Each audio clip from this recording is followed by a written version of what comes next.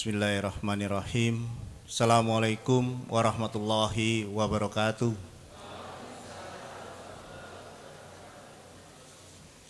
Alhamdulillah rabbil alamin. Assalatu wassalamu ala asrofil anbiya'i wal mursalin wa ala alihi wa sahbihi ajma'in. Amma ba'du. Yang kami hormati Ustadz Ahmad Hussein Gaza, selamat datang di kampus Universitas Amikom Purwokerto beserta istri. Yang kami hormati pimpinan pesantren Sedulur Bangun Negeri, Ustadz Arif, dan teman-teman pimpinan Universitas Amikom Purwokerto, Wakil Rektor, Dekan, Kaprodi, para direktur, serta peserta yang berbahagia. Hari ini kita kedatangan tamu yang luar biasa. Kita kedatangan tamu Ustadz Hussein. Beliau adalah salah satu kontributor di beberapa media-media mainstream yang ada di Indonesia untuk memberikan gambaran, menggambarkan kondisi saudara-saudara kita di Palestina. Dan hari ini yang biasanya kita hanya tonton di YouTube, di Instagram, atau di media-media sosial kita, beliau hari ini hadir di tengah-tengah kita untuk berbagi cerita, untuk berbagi gambaran kondisi saudara-saudara kita yang ada di Palestina. Dan mudah-mudahan kehadiran kita pada pagi hari ini bagian dari bentuk kepedulian kita bersama sesama muslim, kepedulian kita kepada saudara-saudara kita di Palestina, dan ini bentuk nyata dukungan kita kepada saudara-saudara kita di sana agar saudara-saudara kita bisa menjadi negara yang merdeka, negara yang berdaulat, dan itu merupakan bagian dari amanah Undang-Undang Dasar Negara Republik Indonesia. Sehingga bagian kalau kita cinta tanah air, maka kita harus berjuang untuk saudara-saudara kita yang ada di Palestina. Karena amanah undang-undang kita menggambarkan bahwa penjajahan di atas muka bumi ini adalah sangat bertentangan. Dan kita bersyukur sebagai rakyat Indonesia kita bisa hidup dengan tenang, merdeka, berdaulat. Dan mudah-mudahan ini pula yang nantinya akan didapatkan oleh saudara-saudara kita di Palestina. Sekali lagi saya mengucapkan banyak terima kasih kepada INH dan SBN atas bisa rauhnya bekerja sama dengan kami di Universitas Amikom Purwokerto dan segenap panitia yang menyelenggarakan kegiatan ini, teman-teman dari imam. Mudah-mudahan semua yang saudara-saudara lakukan dicatat amalnya oleh kita semua dan diberikan balasan yang baik oleh Allah Subhanahu wa taala. Mungkin itu yang ingin saya sampaikan. Sekali lagi saya mengucapkan banyak terima kasih. Mudah-mudahan kegiatan ini bisa berjalan dengan baik dan lancar, dan mudah-mudahan pula dengan kita bisa mengetahui secara langsung kondisi di Palestina, maka tingkat kepedulian kita, doa-doa kita selalu kita panjatkan untuk saudara-saudara kita di sana. Dari saya cukup, billahi taufiq wal hidayah. Assalamualaikum warahmatullahi wabarakatuh.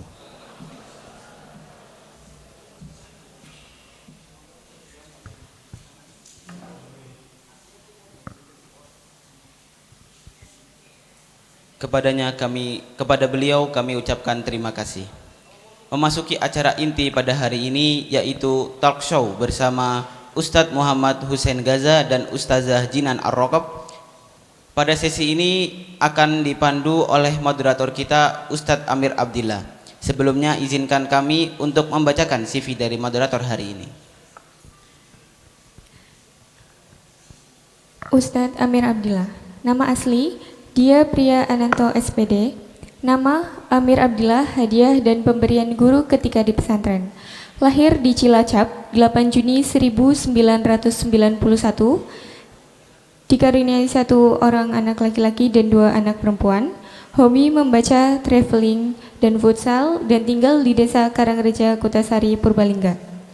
Karir 2015 sampai sekarang menjadi tenaga pengajar di PPI Nurul Huda Purbalingga. 2015 sampai 2016 Kepala Kesantrian PPI Nurul Huda Purbalingga.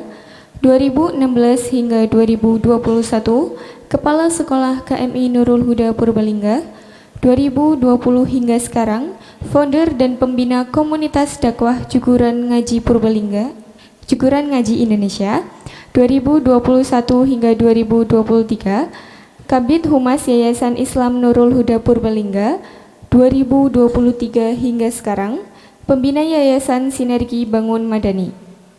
Education SD Negeri Candisari Purwokerto, MTS Nurul Huda Purbalingga, KMI Nurul Huda Purbalingga, Ma'had Ali An-Nur Sukoharjo, STAI Publisistik Tawalib Indonesia. Kepada Ustadz Amir dipersilahkan untuk membantu talk show pada hari ini.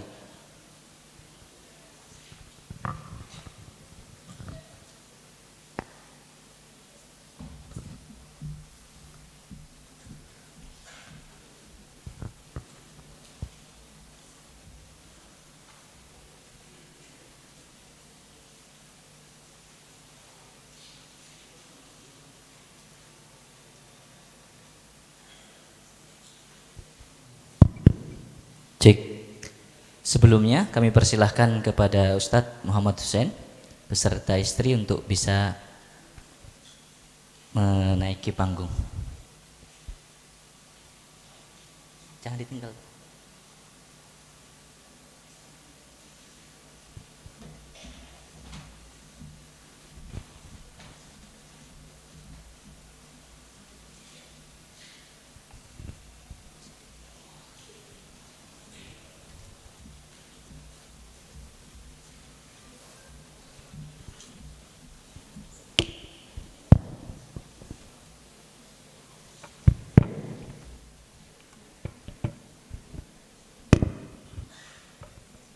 Baik, bismillahirrahmanirrahim. Assalamualaikum warahmatullahi wabarakatuh. Innal hamdalillahi nahmaduhu wa nasta'inuhu wa nastaghfiruh wa na'udzu billahi min shururi anfusina wa min sayyiati a'malina. May yahdihillahu fala mudhillalah wa may yudlilhu falan tajida lahu waliyyan mursyida. Asyhadu an la ilaha illallah wa asyhadu anna Muhammadan abduhu wa rasuluh la nabiyya wa la rasula ba'dah. Rekan-rekan sekalian yang dirahmati oleh Allah Subhanahu wa taala, tidak lupa kami sampaikan terima kasih sebesar-besarnya kepada Bapak Rektor dan seluruh jajaran Universitas Amikom Purwokerto, serta kepada segenap panitia yang membantu mensukseskan acara ini terselenggara bekerja sama antara INH, International Networking Humanitarian, sebuah lembaga kemanusiaan milik beliau Ustadz Muhammad Hussein Gaza, dan Yayasan Sinergi Bangun Madani memiliki program sedulur Bangun Negeri SBN, serta Imam Amikom LDK yang dimiliki oleh Universitas Amikom Purwokerto, dan tentu para hadir tamu undangan, mahasiswa-mahasiswi yang hari ini hadir di kesempatan yang berbahagia ini. Karena Allah Subhanahu wa ta'ala kita disatukan dalam rangka misi dan kalimat yang sama untuk bareng-bareng mendukung dan memperjuangkan Palestina. Sepakat? Sepakat? Baik, yel-yel bersama. Birruh, bidam, nafdi kaya aqsa. Ayo. birruh biddam nafdika ya aqsa, birruh biddam nafdika ya aqsa. Masya Allah. Alhamdulillah, kesempatan yang bahagia kali ini dengan waktu yang cukup terbatas, hari ini kita berada di titik ke-8, di mana roadshow ini kita sudah mulai dari titik awal Wonosobo, kemudian Dieng, Banjarnegara, Wangon, Gombong, dan hari ini alhamdulillah kita bisa diperjumpakan, ditemukan oleh Allah Subhanahu wa taala di Aula Amikom Purwokerto ini.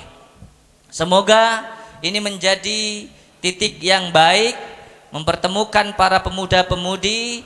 Hari ini kita belajar memperdalam makna agar tumbuh rasa cinta kita kepada Palestina Al-Aqsa ini.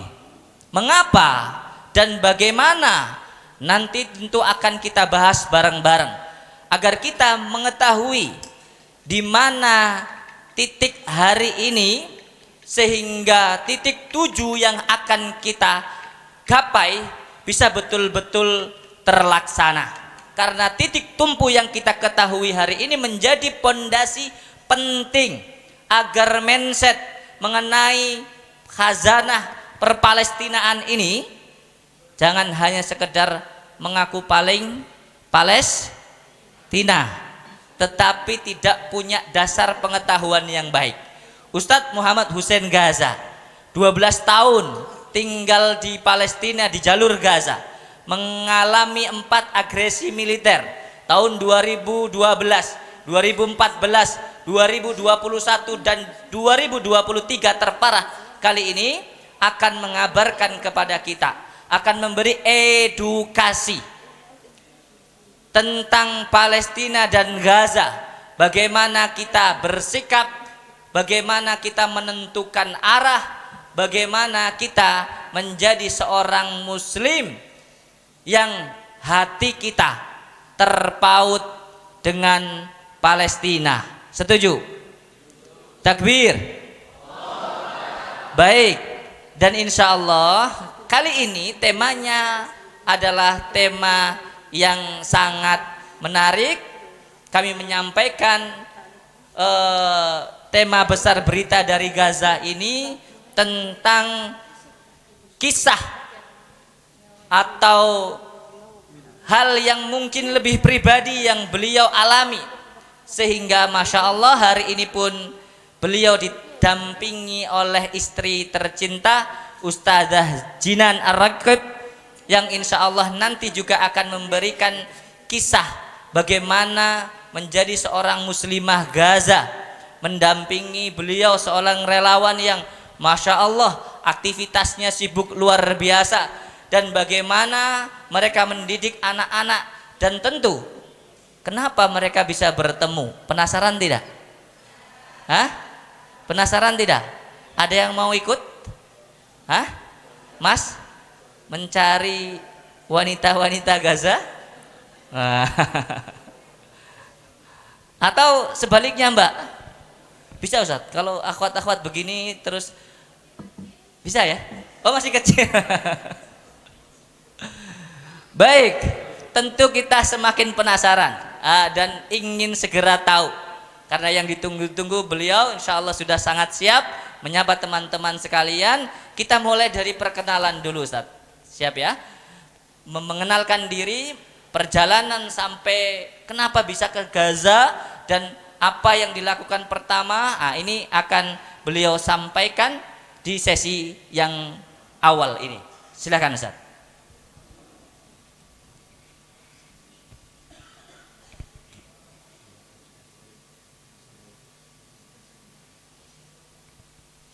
Bismillahirrahmanirrahim.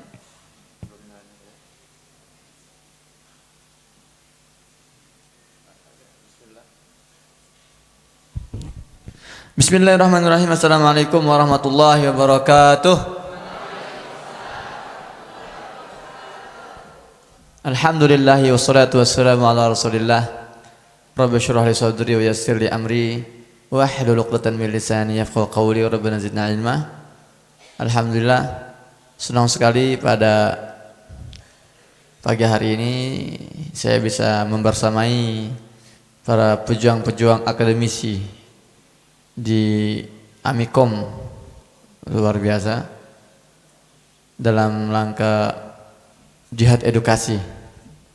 Jihad edukasi karena kami percaya pembebasan Baitul Maqdis, pembebasan Palestina harus dimulai dari pembebasan pemikiran dulu.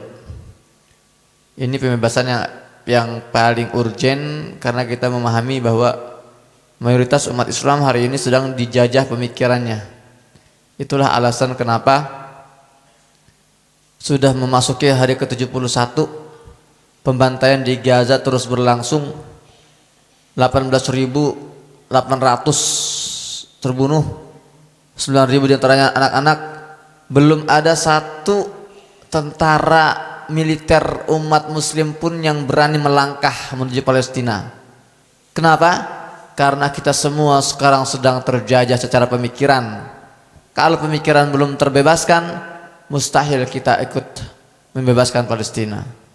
Maka kami memulai dari sinilah jihad edukasi kami, yaitu berusaha membagi sedikit pengalaman kami, informasi kami dalam rangka mengedukasi. Karena kalau kita tidak teredukasi, kita tak akan termotivasi. Kalau kita tak termotivasi, semangat kita akan gampang redup, gampang luntur, dan kita akan kembali melupakan inti substansi dari perjuangan membebaskan Baitul Maqdis. Perkenalkan lagi, nama saya Muhammad Hussein. Saya asli orang Bogor, orang Sunda, ahlu Sunda wal Jamaah. Tapi dalam saged basa Jawa sakedik, alhamdulillah. Saya tiba di jalur Gaza 2011, tepatnya tanggal 5 Januari 2011. Setelah sebulan kita menempuh perjalanan darat dari negara ke negara lain dalam sebuah konvoi kemanusiaan namanya konvoi Asia to Gaza, bertolak dari India jalur darat ke Bangladesh, ke Pakistan, ke Iran, ke Turki, ke Suriah, Lebanon, Mesir, masuk ke Gaza, Palestina. Alhamdulillah di Gaza saya dan teman-teman Indonesia membangun Rumah Sakit Indonesia yang ada di wilayah utara yang diinisiasi oleh lembaga Mercy, Medical Emergency Rescue Committee. Kemudian 2011 juga, di akhir 2011 saya ditawarkan kuliah di Universitas Islam Gaza. Luar biasa, Bu.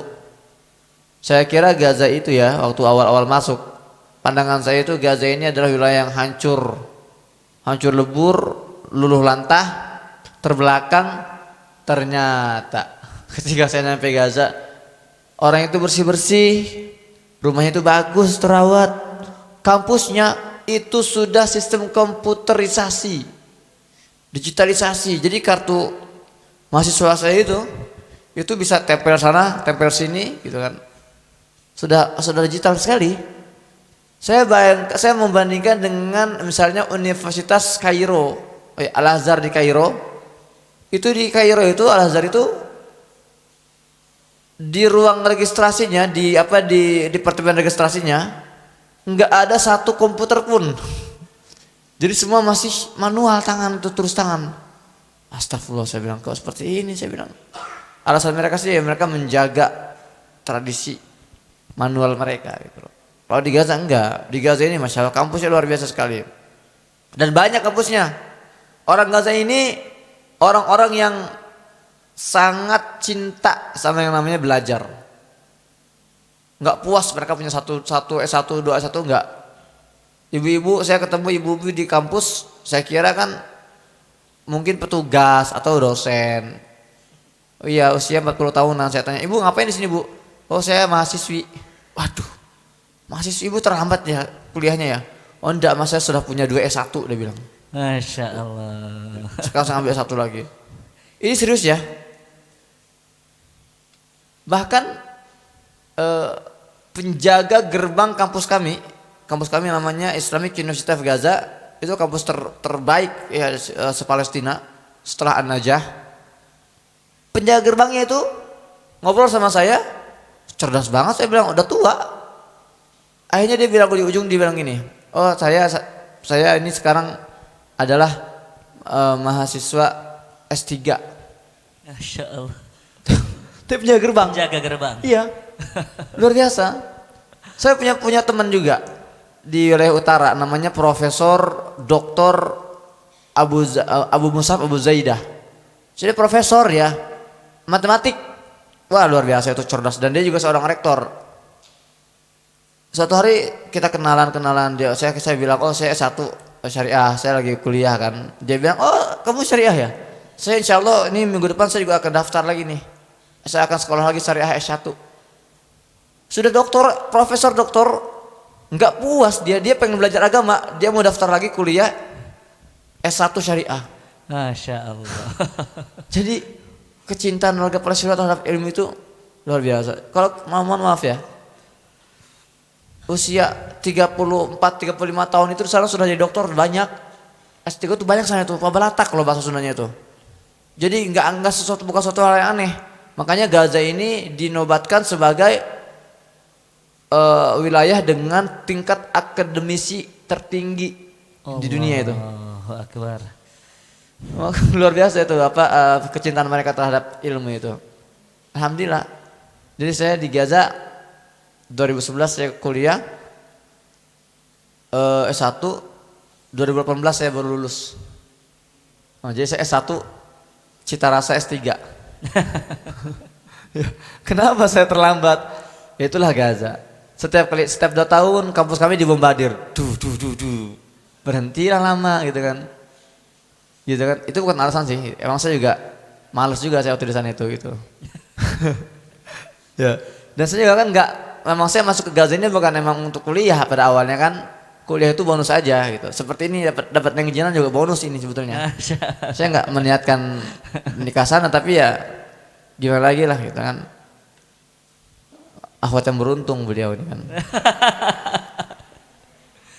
Tapi memang dari awal Ustadz, berarti memang tidak ada niatan untuk ke Gaza, kemudian dapat akhwat Gaza begitu Ustadz? Oh, mboten enten. Buatan enten ya, Masya Allah. Tulus nih lillah hijrahnya Iya. karena Allah dan Rasulnya gitu ya. Iya betul. Masya Allah. Baik, tentu penasaran ya, bagaimana awal mula beliau tiba di sana dan apa saja sebenarnya yang kemudian beliau lakukan, peran apa yang beliau kerjakan sehingga beliau sampai hari ini dikenal oleh banyak orang, memiliki jaringan yang sungguh sangat luar biasa pula, bisa masuk ke sana ke sini. Beliau pernah menceritakan juga mewawancarai tokoh-tokoh besar langsung. Begitu.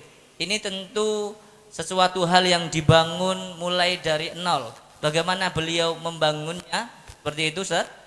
Seperti apa, Ustaz? Awal-awal di Gaza hingga kemudian Ustadz sampai hari ini dikenal dan diketahui oleh banyak orang, Ustadz. Fadal.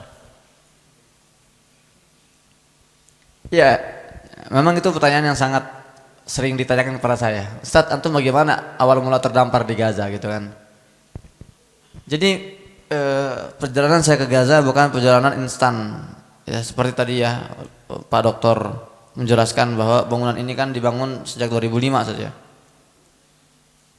Kalau perjalanan saya ya tahun 2002-an lah saya mulai ada keinginan tinggal di Gaza. 2003 2004. Masih kecil lah, saya masih balita itu. Memang orang tua saya itu sudah menanamkan kecintaan terhadap Palestina. Sejak kecil. Sejak kecil, sejak saya masih PAUD, TK, guru-guru saya itu ya kalau cerita tentang Palestina. Masya Allah. Kalau saya dibacakan hadis tentang hadis-hadis Palestina. Ibu saya guru ngaji kampung. Oke. Tapi Masya Allah, ya beliau ini kalau sudah bicara kepedulian Palestina itu besar sekali. Ayah saya sama, ayah saya juga kiai kampung juga. Tapi kalau sudah bicara Palestina itu emosinya memuncak, memecah, naik pitam itu. semangatnya tinggi sekali. Makanya ketika ada kesempatan saya bisa diikutkan dalam konvoi Asyatu Gaza itu, ya udahlah, anak banyak, satu wakafin untuk Palestina. Jadi saya ini diwakafkan untuk Palestina. Makanya edukasi kami di sekolah pun, di pesantren memang itu seputar Palestina aja. Guru-guru kami kalau sekarang ini kan baru orang baru terbuka mata ya kan tentang Palestina. Kami dari kecil sudah diperkenalkan, wahai Husain, misi kamu kali ini dalam hidup ini adalah membantu membebaskan Baitul Maqdis. Masya Allah. Sejak kecil tuh. Sampai di satu titik ya saya kurang ingat ya, antara saya kelas 6 SD atau kelas 1 SMP itu, masjid kampung kami kedatangan orang Palestina itu. Nah, dia datang, dia juga jurnalis, dia cerita tentang Palestina. Dia bilang Palestina ini ibarat seekor burung, ada sayap kanan, ada sayap kiri. Ya, bukan Palestina, dia bilang dunia. Dunia ini ibarat seekor burung, ada sayap kanan, ada sayap kiri. Jantungnya adalah Palestina. Barang siapa menguasai jantung itu, maka dia menguasai dunia. Ini rahasianya. Dan dia nggak ngomong itu nggak sembarang asbun ya. Itu ada dasarnya. Ada dasarnya. Dari situ akhirnya dia memutar video-video Palestina, foto-foto tentang Palestina. Saya masih kecil, tapi saya teringat. Ya mungkin kalau para dosen di sini masih teringat nih, masa-masa awal tahun 2000-an itu ada satu puisi yang sangat fenomenal. Anak Palestina puisi sambil nangis menceritakan tentang ayahnya. Dia bilang, Abi yaquluna anta mujrim wa fil haqiqati anta lasta mujrim. Abi lima haramuni mink itakhalu qadun anta qablani. Dia bilang, ayah, mereka menuduh engkau penjahat, engkau bukan penjahat. Mereka menangkapmu tanpa sempat engkau mengusap air mata di pipi ibuku. Itu saya nangis jari-jarinya tuh. Akhirnya saya berazam, ya Allah, bawa aku ke Palestina ya Allah. Aku ingin berjuang di Palestina. Saya masih kecil tuh, tapi saya tahu diri. Ya, ayah saya bukan orang yang berada bisa membawa saya ke Palestina. Ya, saya nggak pernah kepikiran bahwa saya akan berangkat dengan uang-uang ayah saya. Ayah saya nggak punya uang. Tapi saya berazam dalam diri saya, ya Allah, mulai hari ini saya akan membabi buta dalam belajar bahasa Arab. Itu langkah pertama, Ustaz. Itu langkah pertama. Pokoknya saya polos banget orangnya lah. Pokoknya saya harus mati-matian belajar bahasa Inggris, saya bilang. Saya harus punya hafalan Al-Quran. Saya harus bisa azan. Karena dulu 4 ini, Ustaz. 4 skill ini dulu. Bahasa Arab. Dulu pikiran polos saya, kalau saya punya 4 skill ini, bisa bahasa Arab, bisa bahasa Inggris, bisa punya hafalan Al-Quran, bisa azan, dimanapun saya terdampar saya pasti survive. Dulu itu. Makanya saya mulai mengasah kemampuan itu. Semakin beranjak besar, saya mulai berpikir, wah kayaknya saya perlu kemampuan jurnalistik nih. Akhirnya selesai Madrasah Aliyah, saya mengambil kuliah jurusan komunikasi penyiaran Islam.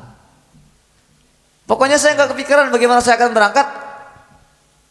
Misi saya saat itu adalah mengasah kemampuan saya, skill saya. Jadi biar saya nggak kaget kalau suatu hari saya bisa ke Palestina, saya sudah punya skill-skill dasar itu untuk bertahan hidup. Baik. Bahasa Arab, bahasa Inggris, yang ketiga Al-Quran. Al-Quran. Oke, ini mafhum dan insya Allah teman-teman Amikom ini para pemuda sudah biasa. Azan ini kenapa, Ustaz? Nah, itu azan tuh saya pikir ya kalau suatu hari saya terdampar di sebuah negara kan nggak ada siapa-siapa, ya saya tinggal ke masjid aja lah, daftar jadi muazin. Oh, Masya itu aja. Allah. Dan saya alhamdulillah saya belajar tuh. Saya di Gaza pun saya sering disuruh azan. Oh, Masya Allah. Ini perlu ini dimasukkan ini ya, skill azan ya, untuk bertahan hidup. Karena ya betul. Anak muda sekarang untuk azan saja belum tentu. Iya. Begitu Gini, saya gini pikirannya. Saya itu sering menemukan satu kondisi di mana kita suruh azan saling dorong-dorongan gitu kan. Giliran udah dipilih pun nggak bagus suara azannya, karena saya kesel ini. Azan tuh kan harus merdu kan, azan tuh harus iya. Suara saya jelek ya, tapi kalau suara azan, jangan salah gitu. Pasti salah gitu loh. Nah, termasuk hafal Quran. Aduh, ini ya Allah, anak-anak muda nih yang semangat nih mau nikah, ngebet nikah. Perhatikan tajwid kalian itu. Kalian nanti akan jadi seorang suami, jadi seorang ayah. Malu lah lagi ngimamin sholat bacanya belepotan kan. Dan saya juga sering menemukan situasi di mana kalau kita lagi satu tempat, misalnya ke mall gitu kan, itu kan suka nggak ada imam tuh. Orang suka dorong-dorongan tuh, suka dorong-dorongan siapa yang jadi imam. Terkadang ada saya dapat itu orang, wih bagus tangannya ngatung gitu kan, jenggotnya panjang, jiratnya hitam. Ketika suruh baca apa jadi imam bacanya belepotan. Saya ya Allah saya bilang.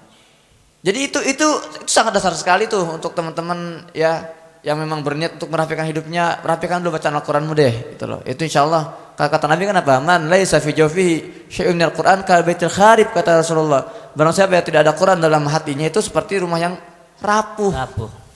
Ya, itu salah satu persyaratan untuk jadi para pejuang Gaza itu harus punya Al-Qur'an. Meskipun nggak harus 30 juz. Oke, Masya Allah. Semakin menarik ya. Ini dari azam yang kuat. Beliau memiliki ruh, memang bukan dibangun instan, tetapi pendidikan orang tua ya. Maka orang tua hari ini, para bapak, ibu yang memiliki anak, kalau pingin perjuangan ini terus berlanjut, wajib mewarisi visi dan misi dakwah dan mengenal anak-anak kita tentang Palestina. Ini satu poin. Dan selanjutnya ketika sudah berazam ya minimal ada usaha. Ya, ketika sudah ada niat minimal ada ikhtiar. Kita berharap untuk menggapai satu cita tetapi setiap hari tidak pernah ada usaha, habis waktunya untuk hal-hal yang tidak bermanfaat, tentu hal ini bagai pungguk merindukan rembulan. Jadi sia-sia, tidak akan mungkin terjadi. Dan beliau telah membuktikan di mana boleh dikatakan dalam tanda kutip orang biasa ya, tetapi punya cita tinggi dan Allah beri kemudahan jalan untuk mendapatkan hal itu. Takbir.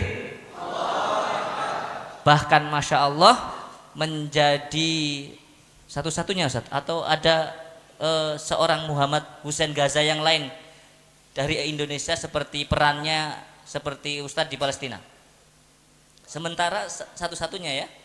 Sementara kita kenal satu-satunya jurnalis yang membawa lembaga mewakili Indonesia untuk memberitakan berita valid dari Gaza.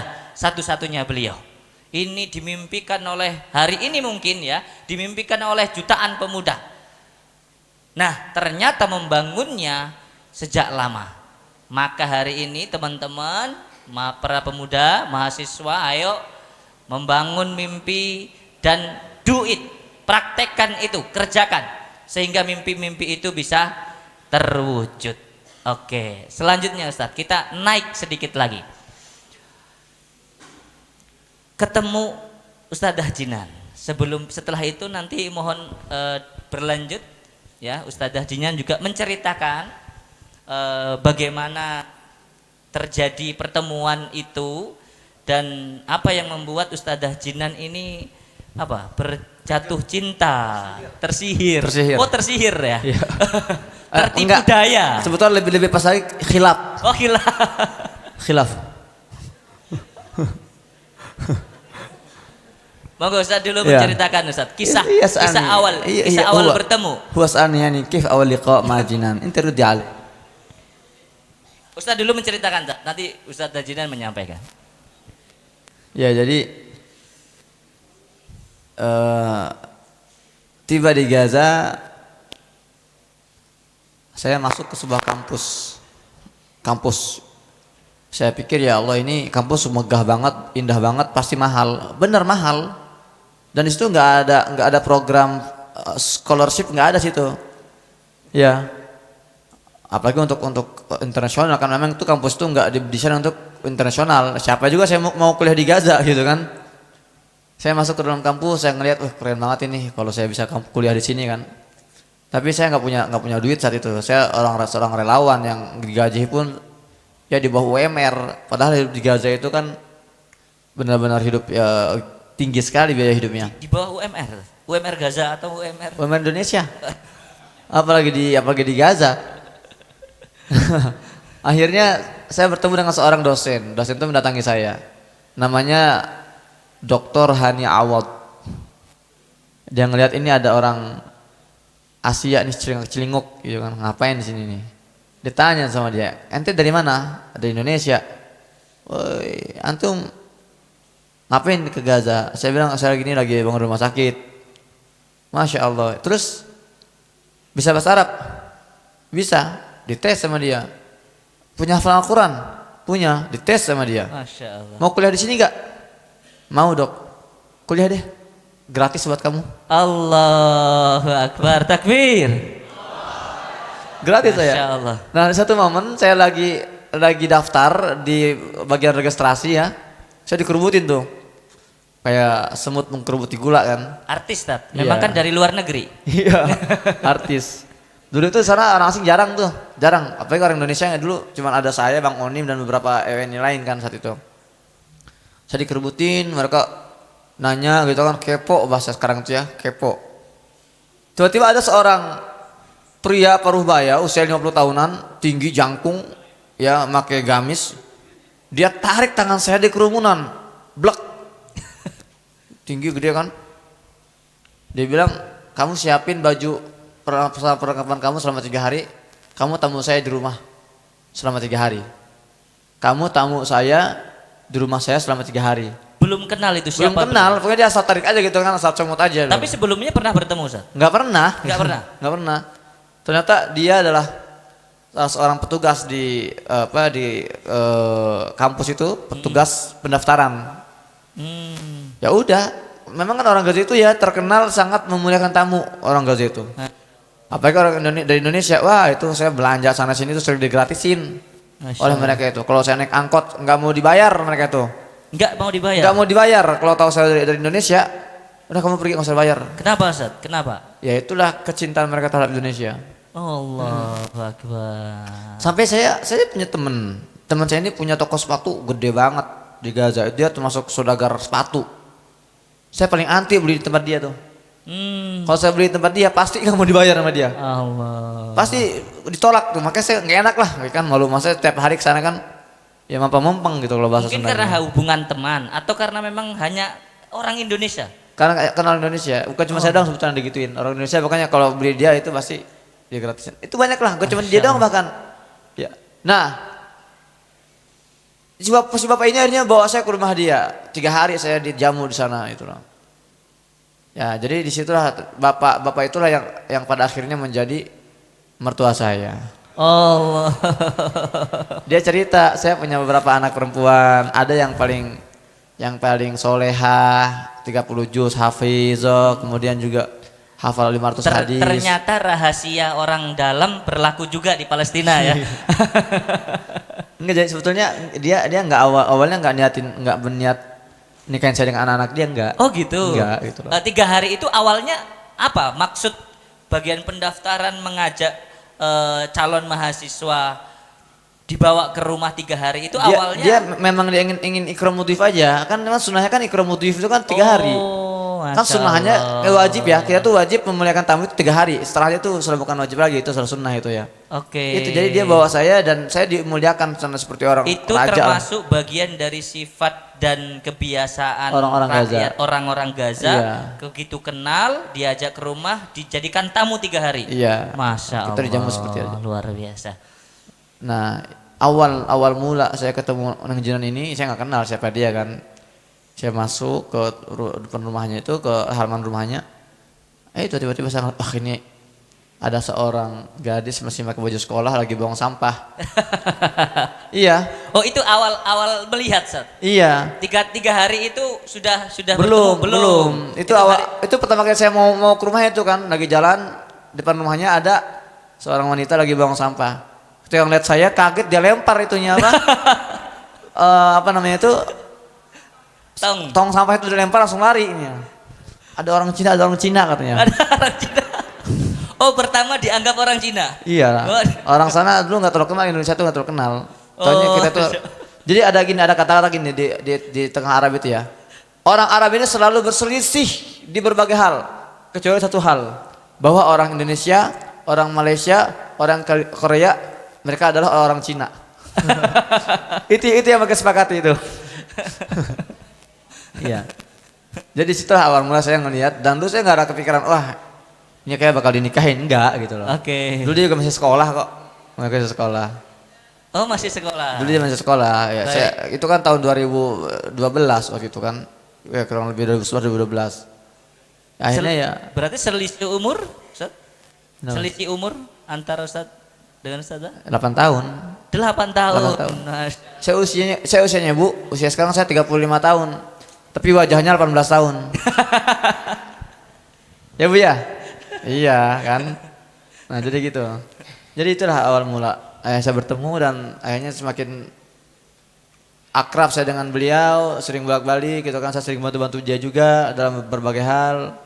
Sampai akhirnya ya beliau lulus sekolah, langsung saya pinang gitu loh. berarti Ustadz dulu yang mengungkapkan ingin menikahi Iya, atau permintaan? sebetulnya kalau harus jujur ya, Ya. saya sudah meminang dia ketika dia masih sekolah. Ya, Oh. Iya, saya kan sudah usia 25 tahun waktu itu kan. Saya nikahin aja lah anak kamu. Alhamdulillah. Itu percobaan pertama langsung ditolak. Ada penolakan Ustadz awal mula. 2 kali. Allahu Akbar. Alhamdulillah. Ini betul-betul pejuang fisabilillah ini, Masya Allah. 2 kali saya ditolak. Mas, sudah ditolak berapa kali? Hah? Sudah mencoba gantung diri di pohon cimlukan ya? Iya Zat, lanjut Zat. Iya, saya ditolak 2 kali. Sampai jadi bukan tolak karena saya kurang ganteng ya. Kalau ganteng insya Allah lah sudah standar lah gitu kan. Tapi karena emang orang Gaza gitu, ketakut, mereka tuh khawatir kalau anaknya nikah sama orang asing ntar dibawa keluar nggak balik lagi. Itu ketakutan mereka itu. Dan dulu saya modal nekat doang. Dulu pekerjaan saya relawan, nggak ada masukan tetap dulu itu. Oke. Nah tapi si bapak ini dia tanya sana sini. Dan dulu saya dekat dengan para ulama sana. Bahkan ada salah seorang ulama Palestina namanya Dr.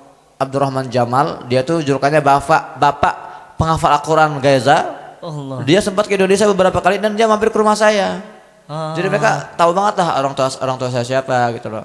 Tapi tetap bapak dia tuh ketakutan. Sampai akhirnya siapa yang turun tangan? Bapak Ismail Haniyah. Oh, Masya Allah. Ismail Hania. Haniyah. Dia akhirnya dia yang meyakinkan bapaknya itu untuk udahlah kasih aja lah anak kamu. Allahu Akbar, ini luar biasa ini. Iya. Jadi gitu. Masya Allah ya. Luar biasa ya, maksudnya ternyata ini mungkin baru terungkap Ustaz ya? Iya. Iya, Masya Allah. Dan berarti setelah Ustadz mencoba meyakinkan, itu belum mau Ustaz? Kalau dia sih udah mau gitu loh. Enggak, Bapaknya untuk nggak mau. orang tuanya. Iya, orang tuanya masih bukan nggak mau, takut, dia khawatir. Khawatir. Karena dia juga Oke. ketika kita sudah nikah dia curhat sama saya. Oke. Sebetulnya saya memang ada niatan untuk nikahin kamu, dia bilang gitu. Cuma dia tuh khawatir, takut, apalagi kamu minangnya dia masih sekolah, ya gimana juga saya mau nikahin itu kan. Oh. Meskipun dulu ada kesepakatan kan, udah Oke. yang penting ijab kabul dulu, ntar terpisah. Memang unik. Jadi di Gaza ini pernikahannya nggak kayak kita. Di Gaza ini ada namanya ijab kabul, ada namanya resepsi. Nah, ijab kabul itu dihadiri hanya beberapa orang, Oke. keluarga terdekat. Dan setelah ijab kabul tuh kita nggak boleh satu rumah dengan istri kita, meskipun sudah sah ya. Meskipun sudah sah. Nggak boleh satu rumah, dan kita nggak boleh berhubungan suami istri, nggak boleh. Oh, Tapi gitu? untuk sekedar pegangan gitu ya, gandengan itu udah boleh. Jadi itu mereka nyebutnya momen ta'aruf. Tapi ta'arufnya Tapi sudah ijab kabul. tapi sudah ijab kabul. Allah. Itu masa-masa perkenalan. Dan itu biasa orang Gaza itu kelas 2 SMA itu sudah ijab kabul. Jadi ya dia komunikasi lancar dengan pasangannya, tapi ya jarak jauh atau kayak jalan gitu kan. Itulah ta'aruf syar'i seperti itu. Jangan kayak di sini kan ngaku ta'aruf ya pacaran gitu kan. Betul-betul sudah ada wali, saksi, mahar. Iya, gitu. sudah seperti itu. Oh. Nanti kapan boleh tinggal serumah kalau sudah resepsi walimatul urus. Baru ntar kita boleh satu rumah. Allah, ini Dan- salah dan satu. Dan uniknya gini. Jadi di bulan Juli, ya di akhir Juli itu kita sudah sepakatan. Jadi dia kan lulus itu kan di awal Juli, lulus dari SMA langsung ini sepakat, oke, kita bicarakan masalah mahar, bicarakan masalah waktu pernikahan, Yeah. oke. Dalam 2 minggu ke depan kita akan nikah. Qadarullah pulang dari pertemuan itu sehari kemudian agresi militer Israel perang. Waduh, saya bilang. Mohon maaf, pernikahan ditunda, misi dimulai begitu saja. Iya. Ya kita ya udahlah gimana ya Allah, saya bilang. Ya kita pasrah aja, dan saya tinggal di utara, dia tinggal selatan. Oh. Sampai saat itu tanggal 15, 16, 17 Agustus ada ceasefire. Gencatan senjata. Diumumkan kan oleh pihak Mesir tuh mulai tanggal 15 Agustus pagi antara pejuang Gaza dan Israel akan memasuki masa-masa gencatan senjata. Langsung saya bergerak tuh, ya. Orang mau mengevakuasi korban-korban jiwa, saya mengevakuasi ini wanita ini. Allahu Akbar. Berarti proses resepsi atau akadnya itu, Ustaz? Akad nikah. Oh, prosesi akad nikah di saat gencatan senjata. Senjata, iya. Masya Allah. Ini para jomblo nunggu gencatan senjata untuk nikah. Luar biasa. Akhirnya berapa itu? tanggal 17 Agustus kita jawab kabul. Saya ajak dia ke restoran kan, ya apa istilahnya, hari pertama kita sudah halal gitu ya. Sorenya pecah lagi perang. Terpisah lagi, dia ke selatan, saya di utara. Masya Allah. Kita bersabar sampai sekitar 20 harian perang selesai, baru kita lanjutkan sebulan kemudian kita resepsi walimatul urus. Masya Allah. Alhamdulillah. Baik. Selanjutnya berarti boleh ditanyakan ke istri, Ustaz. Silakan. Kenapa mencintai sosok Muhammad Hussein Antum kan Gaza? bisa bahasa Arab, tanya aja pakai bahasa Arab ke dia. Tafadhal. Ma tuhibbu Ustaz Muhammad Hussein Gaza. Tafadhal ya akhi. Tadi dia kan nanya, kenapa kamu cinta dengan Muhammad Hussein? Jawaban dia apa? Siapa bilang saya cinta sama Muhammad Hussein? Ya, yani احكي ليش قبلت محمد حسين؟ احكي له يعني أنا محظوظ. يمكن قصة أول مرة لقاء مع أستاذ وكيف شعور في القلب أو حين ننظر إلى أستاذ. أولا يعني قدر الله سبحانه وتعالى. نعم. ثانيا ربما لأنه يملك صفات جميلة مثل أنه ما شاء الله. ذكي. ما شاء الله. و- Terbang Ustaz, terbang. Ditahan, terbang ini.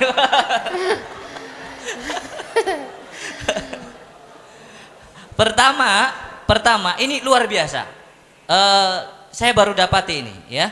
Ketika ditanya, kenapa engkau ketemu dengan suamimu? Ini jawaban ahlu tauhid. Sahih. Beliau menyampaikan karena takdir Allah.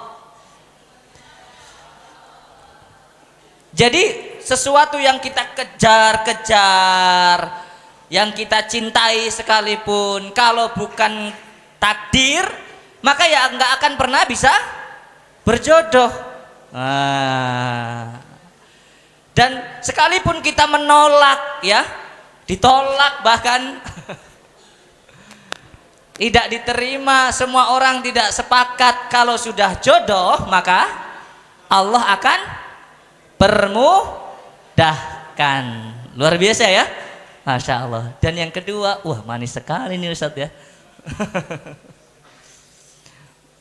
betul-betul tidak hanya sekedar dinilai dari paras. Kalau paras memang ganteng lah Ustaz ya.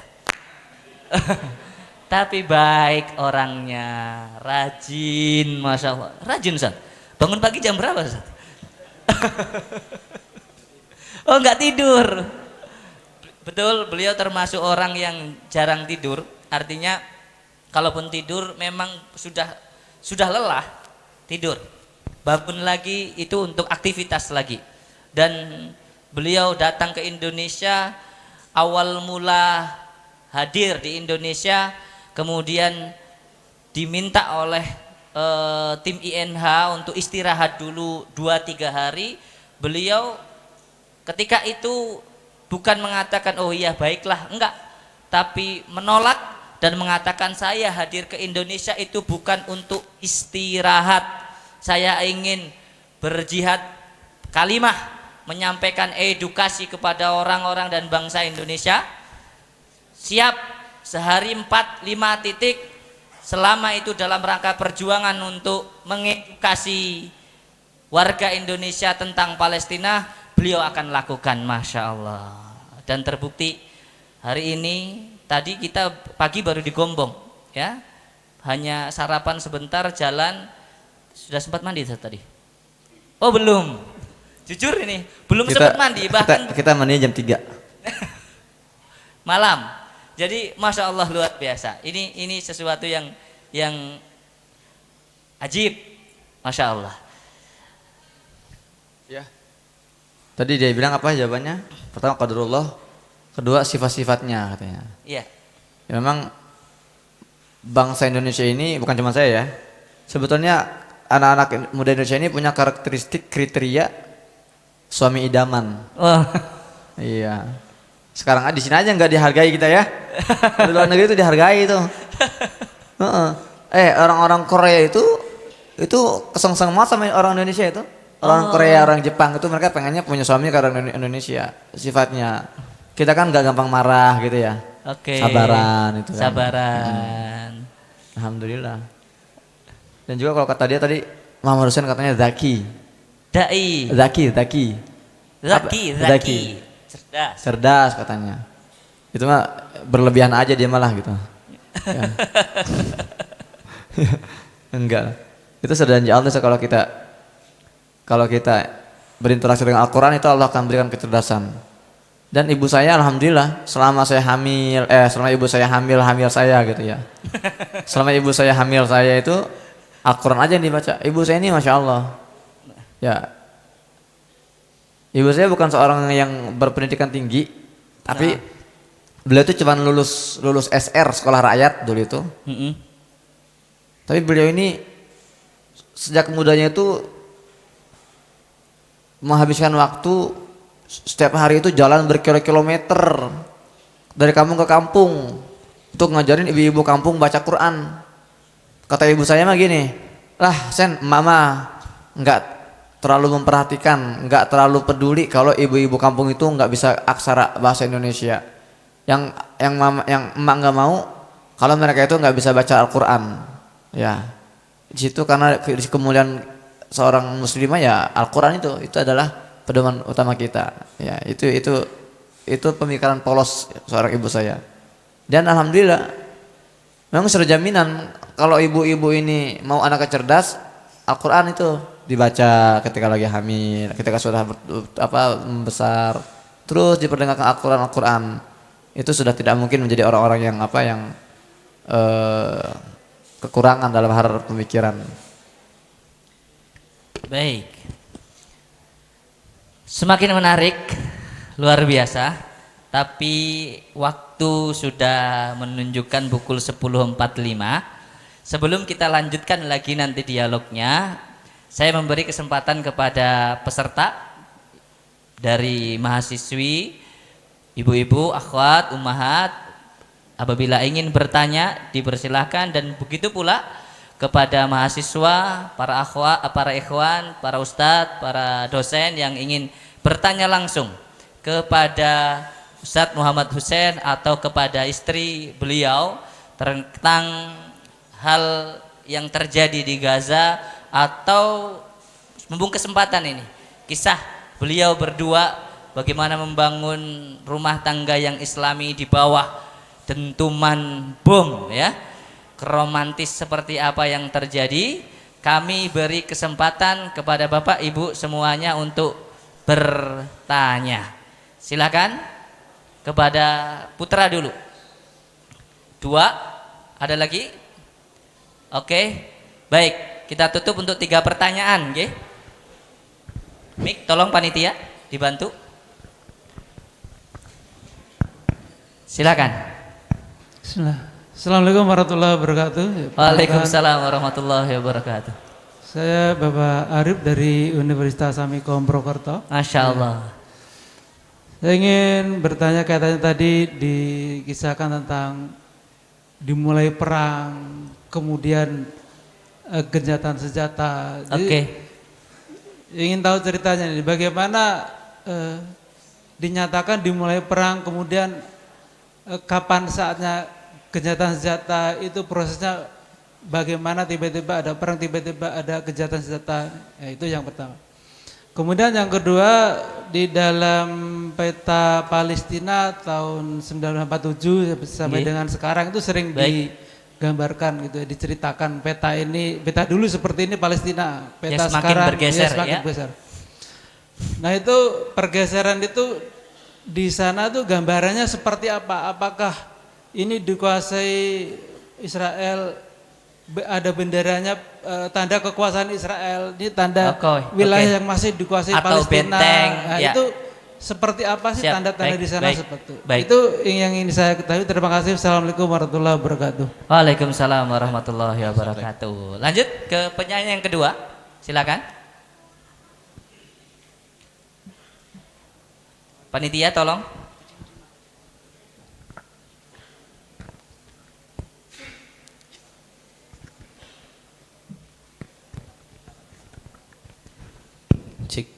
Silakan bisa menyampaikan dari mana dan pertanyaannya. Oke, selamat siang. Assalamualaikum warahmatullahi wabarakatuh. Saya Kukuh Pambudi dari Amikom Purwokerto. Pertanyaan saya yang pertama, saya minta informasi sebenarnya kondisi Gaza sekarang yang paling terbaru seperti apa sebenarnya? Oke, baik. Karena berita-beritanya kita kan nggak bisa, saya sendiri jarang mau lihat untuk dari media yang normal atau terlalu mainstream, saya nggak pernah mau lihat. Jadi saya pengen tahu informasi realnya sebenarnya kondisi Gaza seperti apa. Baik. Pertanyaan keduanya, pertanyaan awam, sebenarnya berapa persen kemungkinan untuk Palestina bisa menang melawan Israel dalam waktu dekat ini? Itu saja, terima kasih. Assalamualaikum warahmatullahi wabarakatuh. Baik, Waalaikumsalam warahmatullahi wabarakatuh. Penanya ketiga, monggo Ibu. Panitia. Oke.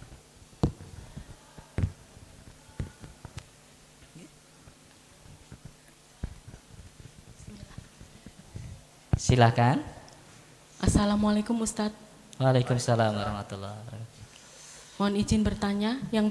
Yang pertama saya akan menanyakan tentang Hamas. Ke Ustadz ya? Iya, ke Ustadz Husein. Baik. Yang kedua tentang terowongan yang sekarang katanya Sedang dibangun. Di air laut oleh air laut. Israel itu gambarannya seperti apa? Apakah itu memang terowongan itu untuk persembunyian Hamas dan untuk koordinasi Hamas? Terima kasih. Masya Allah. Pertanyaannya masih seputar dengan tema global, Ustaz. Silahkan bisa dijawab dari mulai pertanyaan yang pertama. Baik, pertama tentang proses perang itu ya. Gimana sih dimulai perang dan proses gencatan senjata gitu Pak ya. Jadi saya selesai kuliah S1 di Gaza, saya melanjutkan, saya ngambil satu fakultas lagi, satu jurusan namanya itu Israeli Affairs, urusan keisraelan, diplom tapi itu dia D2. Jadi saya disitu diajarkan tentang Israel dari segala sisi, ekonomi, finansial, politik, sejarah, militer. Tentang Israel khusus tentang Israel tuh. Nah, ada dua prinsip yang dipegang oleh Israel dalam kondisi perang. itu nggak boleh mereka langgar tuh. Yang pertama, Israel ini harus menjadi pihak yang pertama menyerang dalam pertempuran. Nggak boleh ada kompromi itu. Karena dalam strategi perang yang pertama menyerang itu memiliki peluang menang lebih besar, gitu Pak ya. Sama kayak main catur kan? Ya. Di sini ada yang jago catur sini. Nah, catur tuh gitu. Beliau termasuk yang Cinta catur. hobi catur dan suka main catur. Jadi kalau catur itu kan hitam putih. Putih itu gerak duluan. Kalau putih gerak duluan tuh punya peluang menang lebih besar. Itu yang pertama, prinsip Israel. Kedua, kalau mereka bertempur perang itu mereka harus bisa memindahkan pertempuran dari keluar garis demarkasi Israel. Jadi kalau ada pertempuran nggak mungkin mereka perangnya dalam Israel itu nggak mungkin. Perangnya pasti di luar wilayah mereka. Itu yang terjadi pada perang Arab Israel misalnya. Ya ketika Mesir, Yordania dan Libanon itu yang nyerang Israel. Pertama yang nyerang adalah Israel, kedua pertempurannya di Sinai dan di Golan, di Suriah. Nah, setiap kali perang terjadi, Israel yang mulai. Gaza ini dibombardir berkali-kali. Saya merasakan 4 kali agresi Israel ke Gaza. Itu selalu pihak Israel yang mulai. Gitu kan. Mereka membunuh beberapa komandan, baru mereka mengumumkan kami saat ini mengumumkan perang melawan Gaza atau agresi ke Gaza dengan sandi operasi misalnya Castlead itu 2008. 2012 mereka serang lagi dengan namanya itu Pillar of Clouds. Tahun 2014 mereka serang dengan melakukan operasi Protective Edge ya gitu. Itu namanya, itu bukan perang sih, itu masih kondisi sebetulnya agresi. Kalau untuk perang itu pertama kalinya Israel akhirnya mengumumkan perang terhadap Gaza itu tahun ini 2023. Setelah 70 tahun akhirnya mereka mengumumkan perang melawan sebuah wilayah. Itulah yang terjadi hari ini. Bagaimana gencatan senjata terjadi? Yaitu kesepakatan. Jadi contoh nih, di berbagai episode pertempuran antara Gaza dan Israel, selalu pihak Israel lah yang mengangkat bendera putih, nggak pernah Gaza. Kenapa? Meskipun dari segi korban jiwa selalu lebih banyak dari pihak Gaza, tapi menang kalahnya sebuah pertempuran tidak pernah ditentukan oleh jumlah korban jiwa, tapi oleh sikap. Biasanya kalau Gaza sih mereka nating tulus, mereka mau perang jual beli serangan berhari-hari berbulan-bulan, mereka nggak akan pernah nyerah, karena bagi warga Gaza cuma 2 prinsipnya kan, seperti yang disampaikan oleh Abu Ubaidah berkali-kali. Apa kata beliau? Innahu la jihadun nasrun aw istishhad. Itu prinsip Gaza. Inilah jihad kami. Ya kalau tidak menang ya mati syahid. Menang kami untung, syahid kami inginkan, gitu loh. Jadi itulah membuat mereka tuh nggak pernah memilih dengan serangan atau jual beli serangan. Pihak Israel lah yang nggak pernah kuat. Bayangkan Israel ini kalau dihujani roket para pejuang, lumpuh satu negara. Berapa miliar kerugian mereka itu? Belum juga kerugian imaterial. Nggak tahan mereka tuh sehari 2 hari 8 hari tahun 2012 tuh mereka sudah langsung stop, nggak kuat. Akhirnya mereka mengemis-ngemis ke pihak Amerika, Mesir, Qatar untuk mediasi. Situ nanti tercapai gencatan senjata.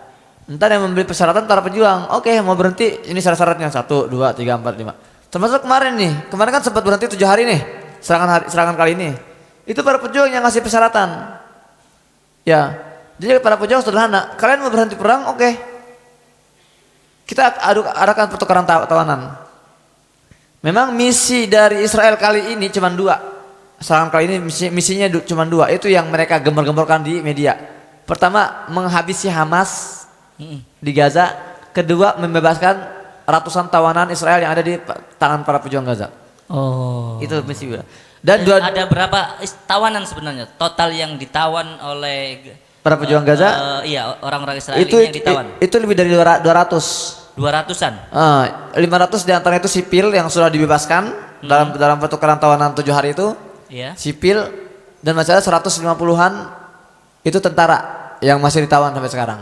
Masih sampai sekarang. Iya, makanya kemarin itu ketika terjadi gencatan senjata itu pihak Israel yang akhirnya yang ngalah gitu loh. Yang menyerah. Yang menyerah. Oke lah, siap kita gencatan senjata.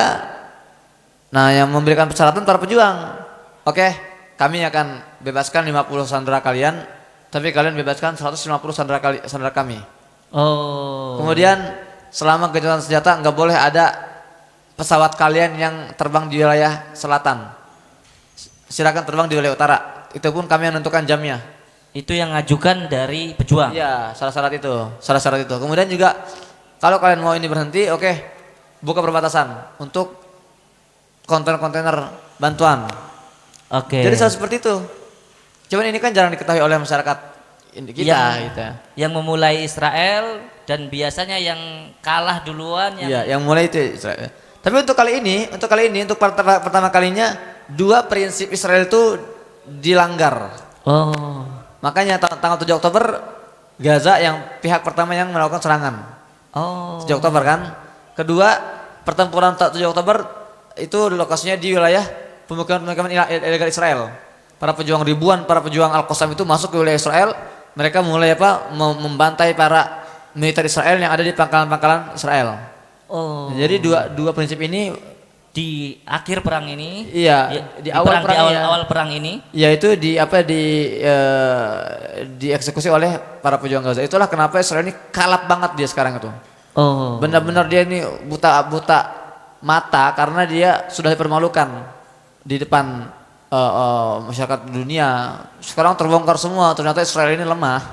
Ternyata Israel ini benar-benar hanya jago dalam narasi doang, media-media. Tapi aslinya mereka tuh benar-benar lemah dan gampang dikalahkan. Itu menjawab pertanyaan yang belakang tuh. Berapa persen kemenangan Palestina terhadap Israel gitu kan? Pertanyaannya yang belakang tadi. Iya. Jawabannya adalah 100%. 100%. 100%. Pasti itu menang. Okay. Bahkan para analis militer Israel sendiri, orang Israel sendiri, mereka tuh banyak menulis dalam kolom-kolom berita mereka apa? Mereka bilang, apapun yang terjadi, berapapun jumlah warga Gaza yang dibunuh dalam agresi kali ini, tidak akan mengubah fakta bahwa Israel telah kalah. Oh. Kalah secara intelijen, kalah secara pertempuran darat, kalah secara media, kalah secara finansial, kalah total Israel kali ini. Oke. Ya, seperti itu. Itu pertanyaan yang pertama tadi ya, panjang sekali jawaban saya. Yang kedua tentang proses perluasan wilayah. Ya. Semakin meluas itu apa ininya? Bagaimana prosesnya? Standarnya. Jadi gini, sederhana aja. Mereka ngusir warganya, dikosongkan rumahnya, ditempati oleh warga Israel. Dari dulu seperti itu metodenya. Itulah cara mereka memperluas wilayah. Atau mereka usir warga dari satu kampung, kemudian mereka bangun pemukiman ilegal Israel. Nah, unik, tahun 50-an ada salah seorang wartawan bertanya pada itu di 40-an ya, 40-50, bertanya pada salah seorang Perdana Menteri Israel pertama namanya Ben Gurion. Ditanya oleh wartawan, Pak Ben, ini kita melihat kok wilayah Israel dari hari ke hari semakin meluas, semakin membesar. Ini sebetulnya batas wilayah Israel itu di mana sih? Apa jawaban dia? Sejauh yang bisa dijangkau oleh tentara kami. Allah. Jadi kalau mereka itu bisa menjangkau ini wilayah apa sih? Purwokerto. Dijajah ini Purwokerto ini. Tapi sekarang Israel tidak bisa ekspansi, tidak bisa meluas karena mereka tersandung oleh sebuah batu keras yang bernama Gaza. Jadi kalau Gaza tunduk, tidak menutup kemungkinan negara-negara Arab itu akan dijajah oleh Israel tuh. Sekarang mereka terbentur oleh sebuah batu keras duri bernama Gaza. Itu ya jawaban yang kedua. Yang ketiga tentang kondisi terkini Gaza. Kalau di Gaza sendiri pembantaian terus terjadi, per hari itu ratusan yang meninggal sampai hari ini. Sampai detik ini. Sampai detik ini. Iya. Dan rumah sakit yang tersisa sudah terus diintimidasi, dibombardir. Bahkan pengungsian, sekolah-sekolahan juga sudah terus diserang, sekolah-sekolahan warga Gaza yang sedang dijadikan pengungsian. ketika malam berarti seperti kota mati atau? Oh, kalau malam itu bukan kota mati, hidup itu. Bombardir itu kalau malam itu luar biasa intens sekali itu di malam hari itu. Ya, jumlah korban sejauh ini sudah 18.800, mungkin sudah sampai tembus 19.000. Saya nggak update lagi sejak 3 jam terakhir ini ya. Ada tanda-tanda berhenti, Ustaz? Terkait dengan Pasti, saya kan sudah bilang nggak nyampe 10 hari lagi insya Allah akan berhenti serangan ini. oke. Karena Israel ini udah benar carut marut mereka. Mereka sudah kalang kabut. Israel ini sudah tidak punya pegangan. Perdana Menteri Israel ini Netanyahu ini sudah tidak kuat sebetulnya dia sudah dirongrong oleh seluruh pemerintahannya dan warganya itu sampai detik ini itu. Termasuk Joe Biden juga sudah nggak kuat lagi dia sebetulnya. Cuman kalau kita menggunakan istilah media-media Ibrani, media-media Israel, apa mereka bilang? Netanyahu ini sekarang sedang terjebak di dalam pertempuran yang dia mulai dan dia tidak bisa keluar dari perang itu. Dia terjebak dia mau berhenti, cuman dia nggak tahu apa harus dia katakan untuk berhenti. Tapi pada dasarnya dia sudah kalah total. Semalam juru bicara para pejuang Gaza, siapa namanya Bu? Siapa? Abu Ubaidah. Juru bicara Presiden Indonesia siapa namanya Bu?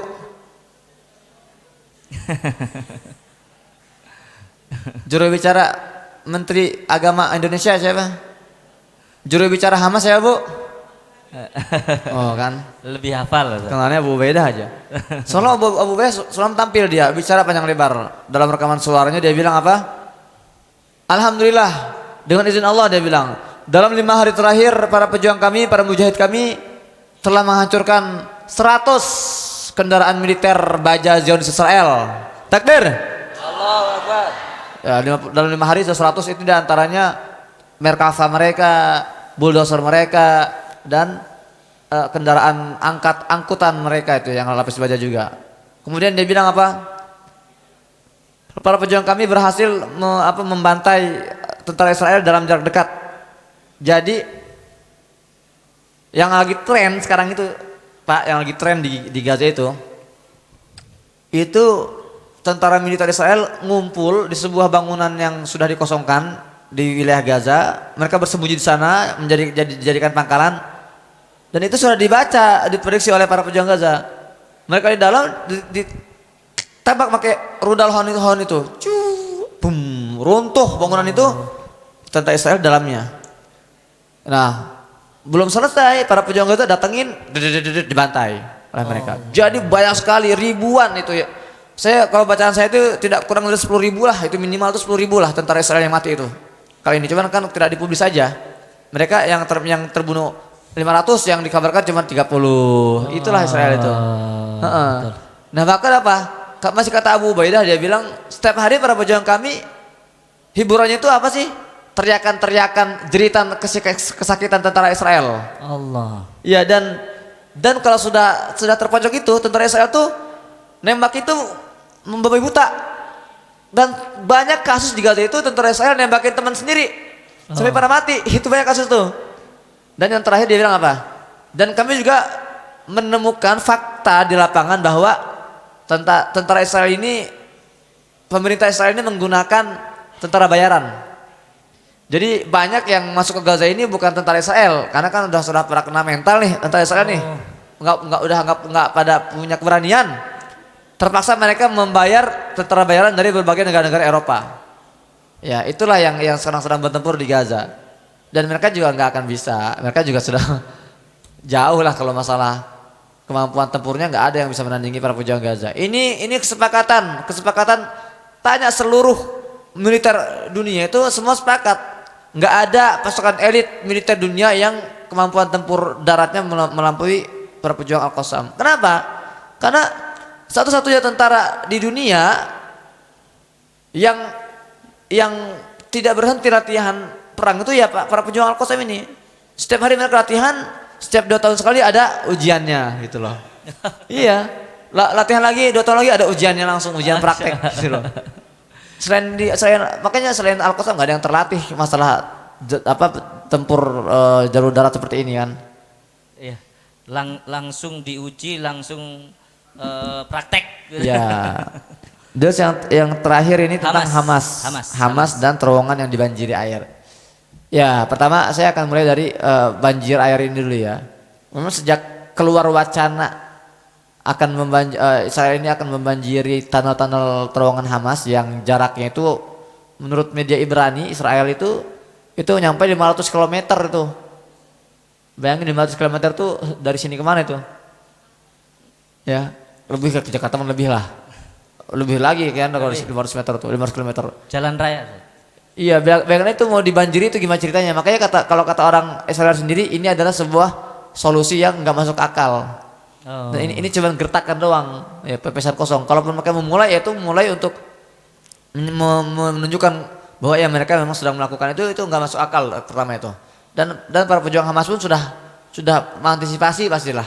Kalaupun harus dibanjiri ya akan ada titik-titik serap ya di terowongan mereka, resapan yang resapan dibuat. itu ya. Apa itu Hamas? Hamas ini partai politik. Seperti Fatah partai politik. Namanya partai politik, kalau mereka berseberangan wajar gak Pak? Wajar, namanya partai politik ya. Nggak ada partai politik yang bergabung kecuali untuk kepentingan tertentu gitu. Nah, makanya kalau kita bicara Hamas, banyak yang pro, banyak juga yang kontra. Itulah fenomena partai politik.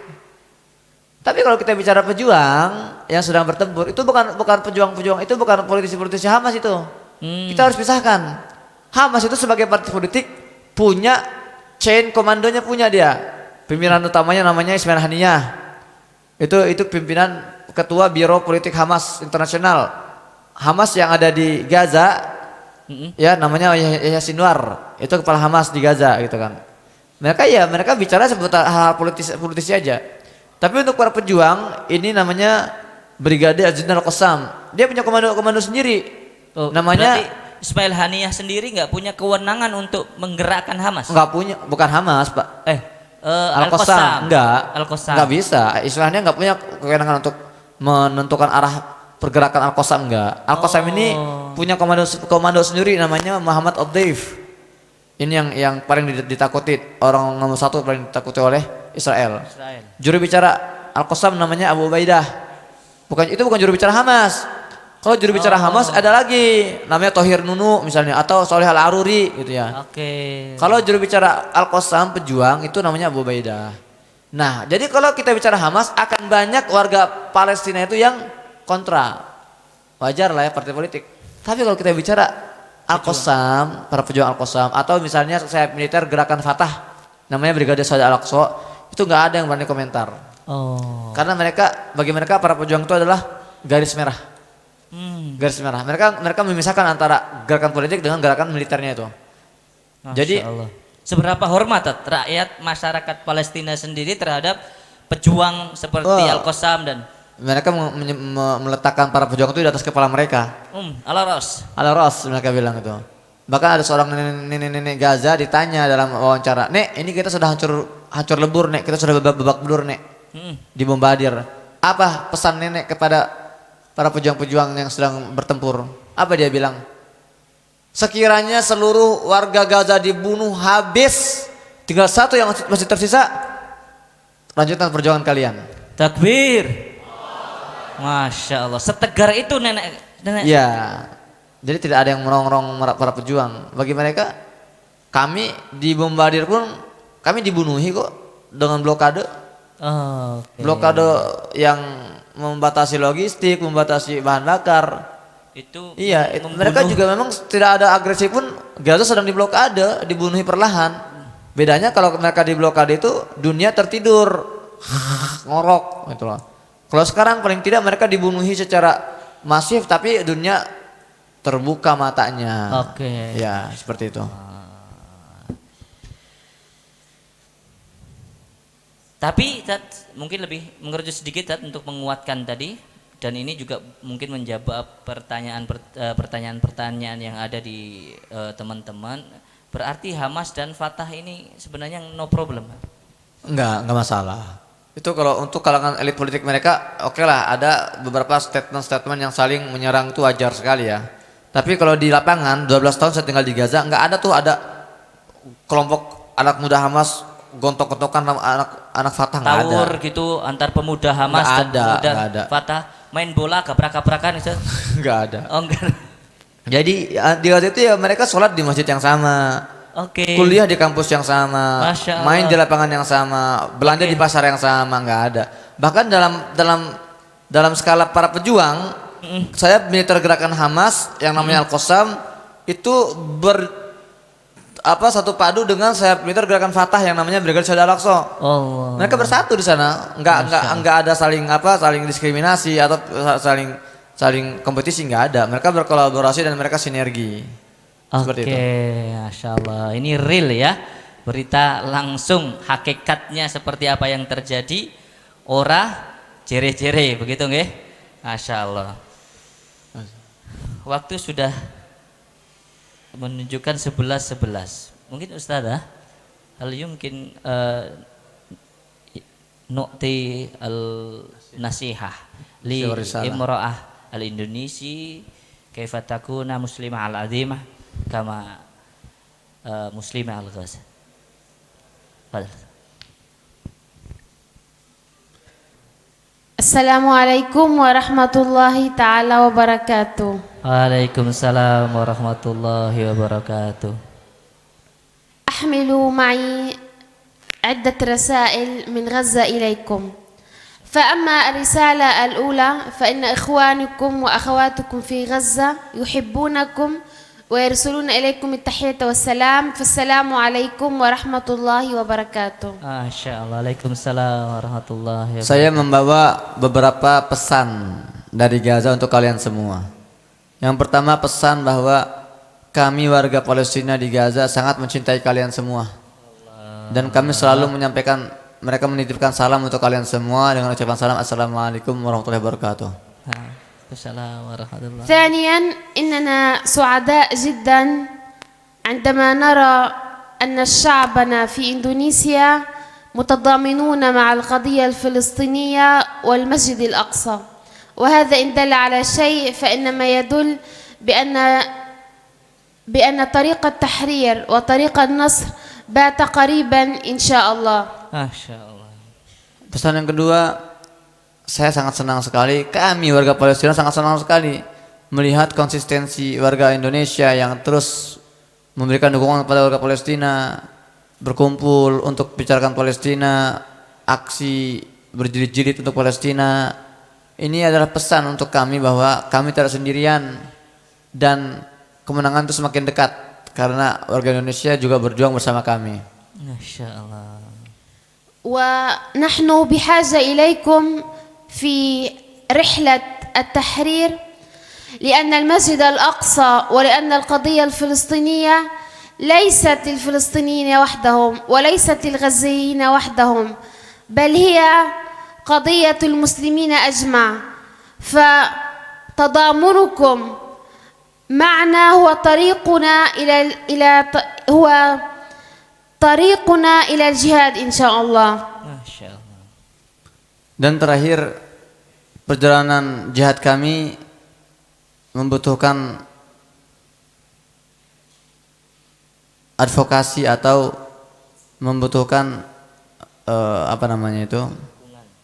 Hah? Iya, bukan support. Dia pakai bahasa yang balaghah sih. Jadi perjalanan jihad ini membutuhkan istilahnya apa? Companion. Apa companion itu? Companion itu apa companion artinya itu bahasa ini? Iya, semacam sekutu gitu ya. Atau ya betul sekutu. Persekutuan. Iya, Perserikatan. persekutuan, betul. Iya. Kerjasama karena Masjidil Aqsa ini bukan masjid kami. Oh. Ini masjid kita semua. Allah. Yang sedang direcehkan ini bukan hanya masjid kami, ini masjid kalian semua. Oke. Jadi tanggung jawab ini harus kita pikul bersama-sama. Oke. Maka dari itu Indonesia bukan lagi pihak yang menunjukkan solidaritas. Kalau itu untuk negara-negara barat ya. Misalnya Perancis stand with Palestine atau misalnya Italia stand with Palestine. Kalau Indonesia ini sudah jadi korban. Oh. Kita semuanya adalah korban penjajahan ini. Allah. Jadi kita semua harus bersama-sama bersatu padu menghentikan penjajahan ini dan meraih kemerdekaan kita bersama-sama. Allahu Akbar dalam sekali, Masya Allah. ومن هنا نطلب منكم أن تكثفوا الدعوات الطيبة لإخوانكم وأخواتكم بغزة حتى يكتب الله لنا إن شاء الله النصر فنرجو منكم أن تكثروا من الدعوات لهم. Dan yang paling penting perbanyak doa. Itu yang paling kami butuhkan saat ini, doa agar kami dikuatkan, agar umat Islam di Palestina ini diberikan kesabaran dan ketegaran. Ya, dan semoga dengan doa-doa inilah kemenangan akan segera tercapai insyaallah taala. ثانيا هي المقاطعة وهذا واجب علينا أن نقاطع كل الشركات وكل البراند وكل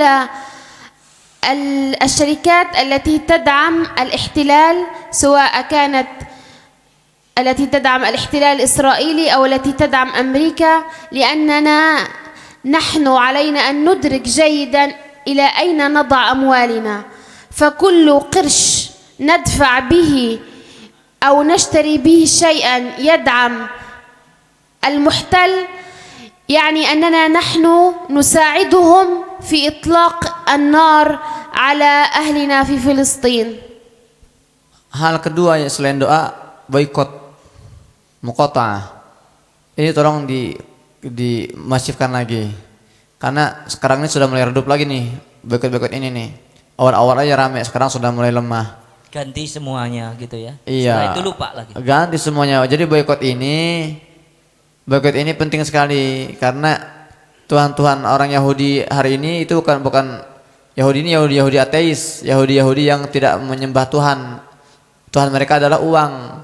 Jadi kalau kita boikot Israel, boikot Amerika, kita sedang memenggal leher Tuhan mereka. Takbir.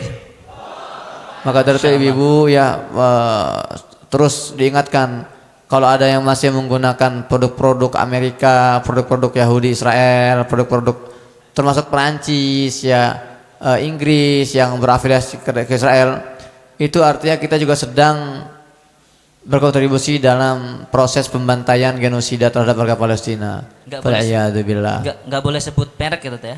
Jangan ya. Kalau ibu-ibu nih, saya datang ke Indonesia, saya melihat ada toko-toko resto-resto yang sepi itu. Alhamdulillah senang banget saya. Tapi kesini-sini kok penuh lagi. Restonya penuh lagi gitu. Contohnya ya, saya nggak akan nyebut merek ya, kita nyebut inisialnya aja. Contohnya KFC misalnya. KFC ini tadinya udah sepi, rame lagi. Terus juga saingannya juga tuh ya, jangan sebut merek ya. Iya, jangan inisial sebut aja. merek Ustaz, jangan. McD contohnya kan. Sama itu. Ya, kalau ibu ngelihat ada umat muslim yang masih makan di sana, ingetin, Ibu, yang ibu makan itu bukan daging ayam, itu daging anak-anak Palestina itu loh. Yang ibu minum itu bukan jus, itu darah anak-anak bayi Palestina. Ya, karena dengan itulah kita paling tidak bisa menekan agar ekonomi mereka hancur dan mereka bisa mengakhiri serangan ke Gaza. ثالثا إن أعظم الأعمال إلى الله هي الصدقة والصدقة بنية تفريج الكرب عن إخواننا في غزة وحتى يحقق الله لهم النصر إن شاء الله. Yang terakhir ini hadiah untuk Palestina. Bukan sedekah Bu ya. Jadi kita ini dilarang memberikan sedekah untuk Palestina. Siapa yang melarang? Nabi Muhammad SAW. Warga Palestina nggak butuh sedekah kita. Ada sebuah hadis dari Maimunah. Maimunah ini adalah salah seorang pembantu. Beliau datang ke Nabi SAW, ya Rasulullah, kami harus ngapain terhadap Palestina? Saat itu Palestina di masa Nabi itu sedang dijajah oleh Romawi. Masjidil Aqsa sedang dijadikan tempat stable kuda, tempat kandang kuda pasukan Romawi hari itu. Para sahabat ini gelisah, ya Rasulullah, kami harus ngapain terhadap Baitul Maqdis, terhadap Palestina? Apa kata Rasulullah? Ardul mahsyar wal mansyar. Itu adalah padang mahsyar. Itu wasallu fi fa inna salatan fi kalaf salatis masiwah. Kata Nabi, datang kalian semua ke Baitul Maqdis, bebaskan Baitul Maqdis dan salatlah di sana. Karena barang siapa sholat di Baitul Maqdis itu pahalanya 1000 kali sholat di masjid biasa. Masya Allah. Tapi satu syaratnya apa kata Nabi? Datang dan bebaskan. Kata Maimunah, qala afar ara'aita man lam yutiq yatama ilaihi ayati. Rasulullah, kami suruh bebaskan Palestina dari Romawi, ya nggak mampu ya Rasulullah. Mboten saged. Itu memang ketika itu di zaman Nabi bicara Nabi sendiri bicara Palestina, mengenal Al-Aqsa, itu memang sudah menjadi hal yang disampaikan oleh Nabi. Betul, itulah kenapa kok ada pembantu bahas Baitul Maqdis. Dulu itu Bu, Baitul Maqdis itu Palestina itu sedang jadi pusat geopolitik dunia hari itu. Karena Palestina di masa Nabi itu sedang jadi rebutan dua kekuatan adidaya. Pertama Persia, kedua Romawi. Itu tema besar. Kok ini pembantu yang bertanya gitu kan. Jadi seperti gini, contoh seperti ibu-ibu nih ya, ibu-ibu lagi ngumpul arisan misalnya kan, pernah gak Bu, lagi ngumpul gitu ngobrol-ngobrol gitu ngebahas masalah perang Ukraina lawan Rusia, nggak pernah kan? Joe Biden. Jadi seperti itulah anehnya. Tapi ini pembantu kok membahas Baitul Maqdis, karena memang saat itu Nabi Muhammad ini sering sekali membahas Baitul Maqdis ke seluruh elemen masyarakat, kepada sahabat-sahabat besar, kepada para budak, kepada para ulamanya. Makanya saat itu ketika Nabi masih hidup, Baitul Maqdis selalu menjadi trending topik pembahasan para sahabat. Makanya Maimunah bertanya seperti itu, ya Rasulullah, kami harus ngapain? Kata Rasulullah, datang dan bebaskan, lalu sholat di sana. Kata Maimunah, Rasulullah, kami belum mampu ya Rasulullah, karena membuatan saged, kita nggak bisa, kita masih lemah melawan Romawi yang kekuatannya tuh memiliki jutaan tentara. Apa kata Nabi? Qala falyuhdi ilaihi zaitan yusraju fi fa inna man ahda lahu kana kaman sallana fi. Kata Nabi, kalau kalian belum bisa, kondisinya sama seperti kita hari ini. Iya, seperti kita hari ini kondisinya, kita sama kayak Maimunah. Kita pengen tapi kita nggak bisa. Apa kata Nabi? Maka kirimkanlah hadiah. Falyuhdi, asal katanya ahda yuhdi ihdaan. Hadiah, kirim hadiah ke Baitul Maqdis. Karena barang siapa kirim hadiah ke Baitul Maqdis, ke Palestina, maka dia telah sholat seolah-olah telah sholat di Masjidil Aqsa. Lah, sekarang kenapa Nabi menggunakan istilah hadiah? Kenapa enggak sedekah? Sedekah ini kira-kira Bu, sedekah ini bahasa Arab atau bahasa Purwokerto? Arab. Bahasa Arab kan, sodakoh gitu kan?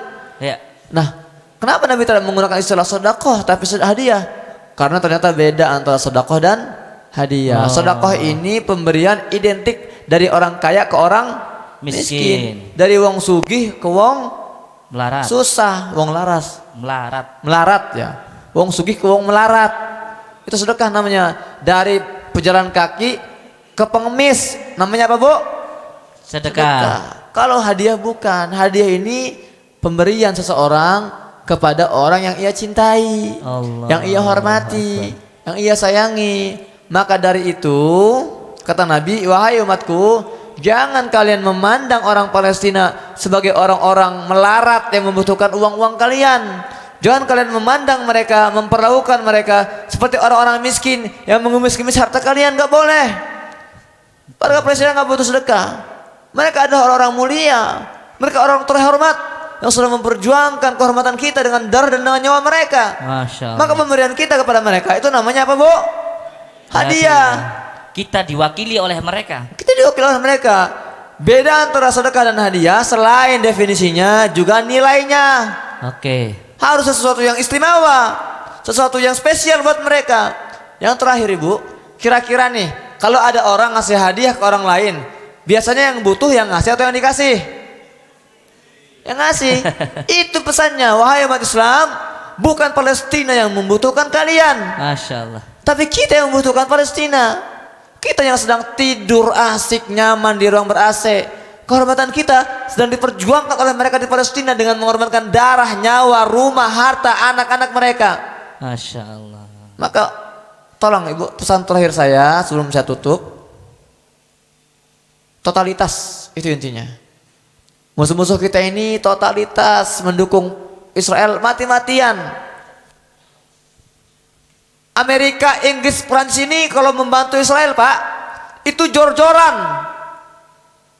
Mati benar-benar totalitas. Kita ini kadang aduh ya ngasih seadanya untuk Palestina, yang penting menggugurkan kewajiban. Ini gimana mau mendapatkan keberkahan Palestina?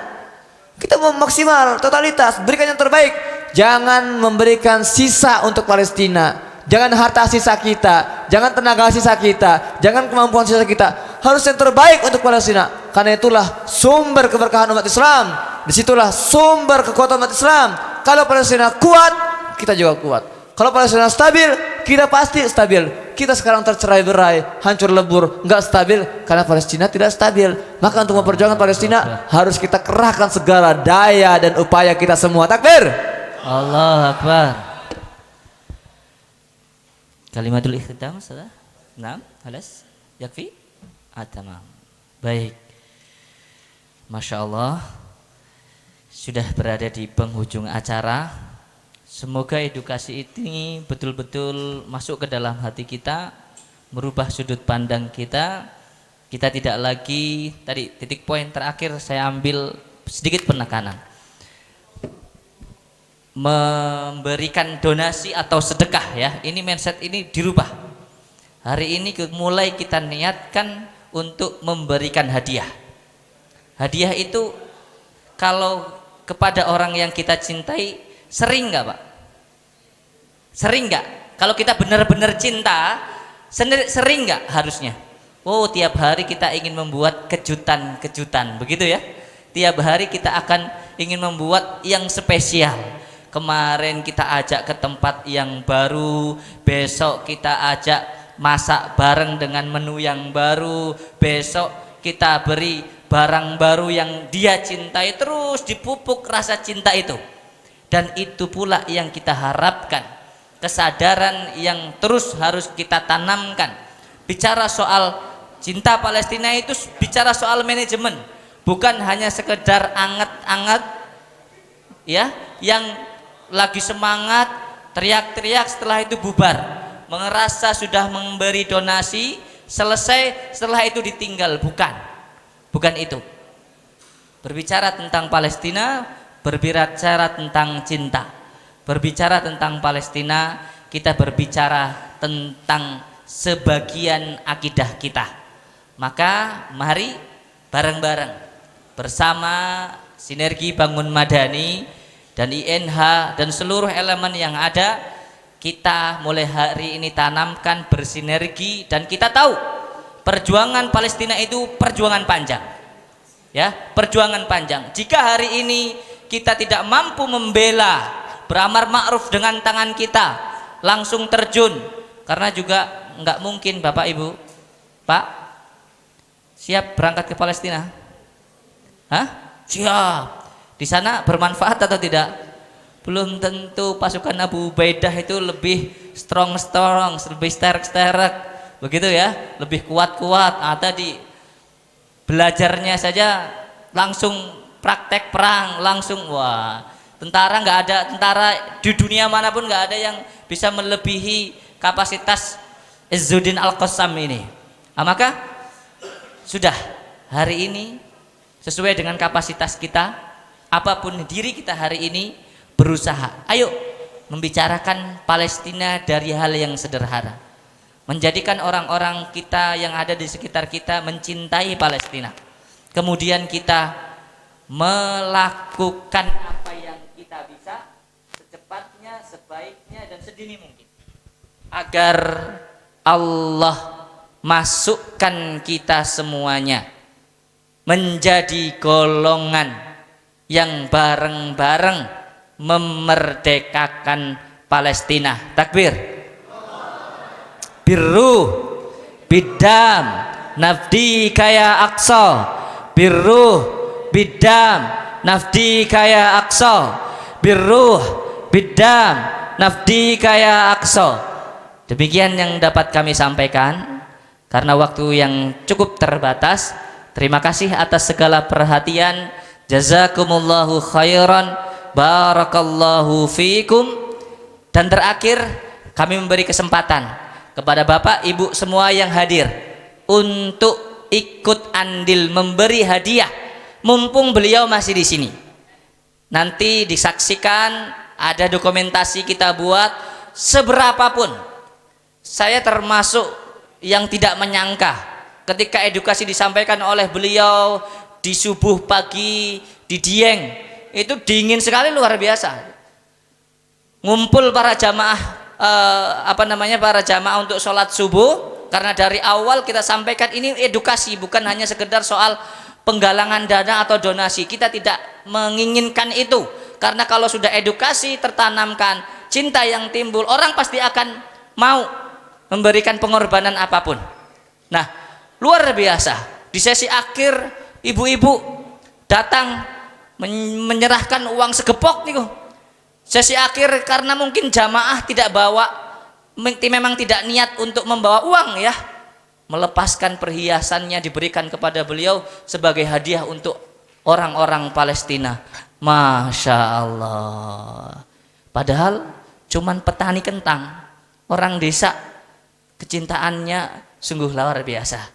Terakhir nanti kami bebas memberi kesempatan, silahkan dititipkan langsung, karena kerjasama SBN dengan INH ini adalah kerjasama yang semua donasi yang dikumpulkan di acara roadshow ini semuanya akan kita serahkan, tidak ada potongan sekian persen, semuanya yang sebagai donasi yang masuk itu akan kita rekap, kita hitung, kita kumpulkan, kita serahkan langsung ke INH, akan dimanfaatkan oleh beliau menjadi program-program yang memang dibutuhkan untuk recovery baik jangka pendek maupun jangka pandang di Palestina.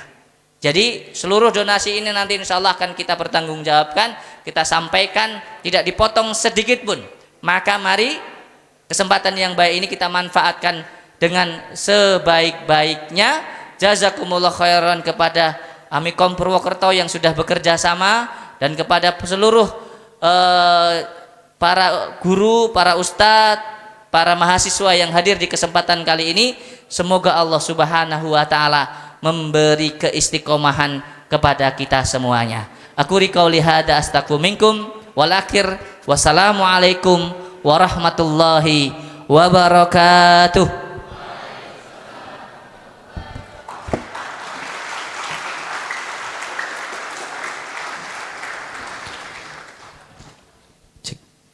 Kami ucapkan terima kasih kepada Ustadz Muhammad Hussein Gaza dan Ustazah Jinan Ar-Raqib yang sudah mengisi talk show, serta Ustadz Amir Abdillah selaku moderator yang sudah memandu talk show pada hari ini. Acara selanjutnya, pemberian hadiah dari Universitas Amikom Purwokerto untuk saudara kita di Palestina oleh Bapak Rektor Universitas Amikom Purwokerto kepada Bapak Dr. Berlilana, dipersilahkan.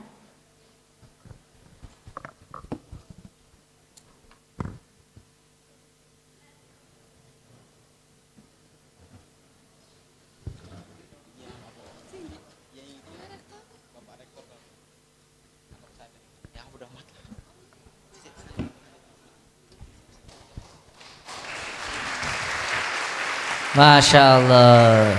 Takbir.